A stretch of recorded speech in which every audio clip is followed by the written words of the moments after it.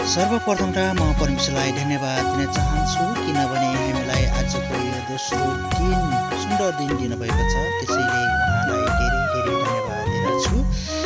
र हजुरहरू जति पनि जुन ठाउँमा हुनुहुन्छ देश विदेशमा छाएर बस्नुभएका सम्पूर्णलाई प्रभुका प्रियजनहरूलाई पनि म क्रिस्टियानो अभिवादन टक्राउन चाहन्छु। आजको यो सुन्दर दिन समयमा म हजुरलाई यो भिडियो मार्फत स्वागत गर्न चाहन्छु।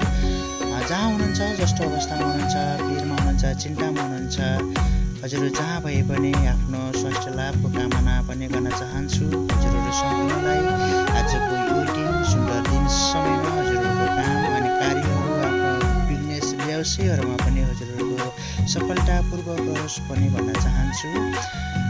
जति पनि यो भिडियो हेरेर बस्नुभएका सम्पूर्ण साथीहरूलाई अनि क्रिस्चियन परिवारलाई पनि म आउँदै गरेको क्रिसमसको शुभकामना पनि व्यक्त गर्न चाहन्छु।